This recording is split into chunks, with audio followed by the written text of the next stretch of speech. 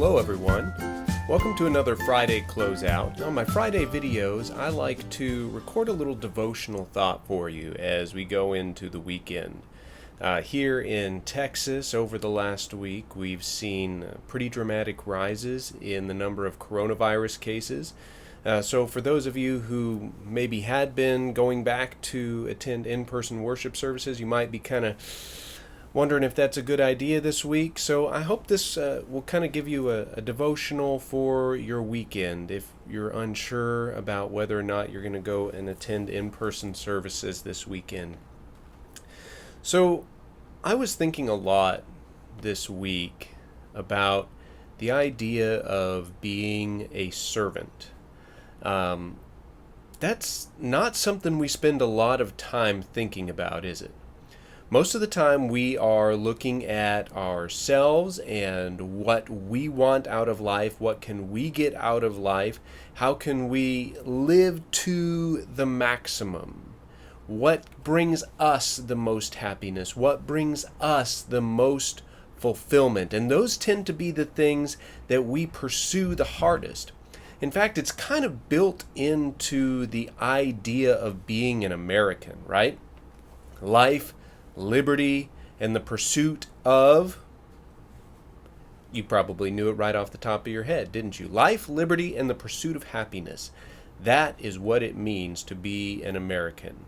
I need life, I need liberty, and doggone it, I'm going to pursue what makes me happy.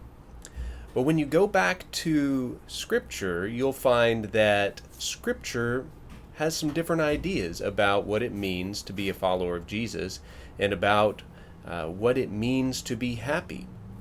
So I'm looking in the Gospel of Mark today, chapter 9, starting in verse 33. And it says, "They came to Capernaum. When he was in the house, he asked them, 'What were you arguing about on the way?'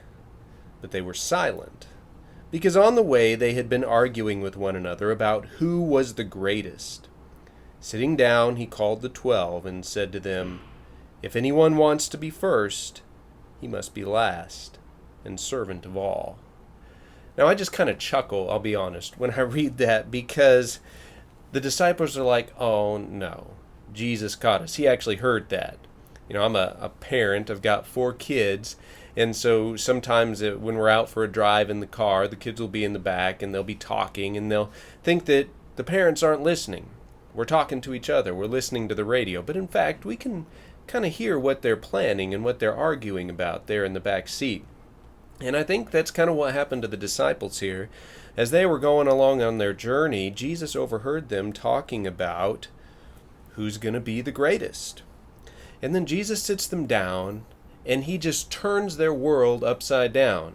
Because even though this was the first century, it wasn't so different from today. People wanted to have prestige. They wanted to have power. They wanted to move up the social ladder and the economic ladder. But Jesus sits his disciples down and he says, if anyone wants to be first, he must be last and servant of all. So let me ask you this. What does that mean for you today? Are you only looking at life for what you can get out of it, for what is going to bring you maximal benefit and happiness and satisfaction? Maybe that's the accumulation of wealth. Maybe that's a particular item that you're looking to buy. Maybe that's a position of status and prestige. But here's the hard fact. All of that can be taken away from us like that. We can lose our health. We can lose our jobs, as millions have since the coronavirus pandemic started. We can lose our income. We can lose those status symbols that we value so much, a car, a home, an iPhone, whatever it is. Those things can all be gone so quickly. And all of a sudden we're left wondering, where is our meaning? What gives us value? That life, liberty, and the pursuit of happiness can suddenly seem very shallow when those items are taken away from us. So what Jesus does is he turns this on its head, and he said, if anyone wants to be first, he must be last and servant of all. So my challenge for you as we go into this weekend, how can you be a servant? You might have heard the phrase servant leadership, the idea of a leader being a servant and not in it for themselves, but in it for the good of others, the good of their organization, the good of the people that they work with. That's something that you can consider as well, whatever position you're in. Are you just in it for you, or are you trying to serve the organization, serve some higher purpose to make it better?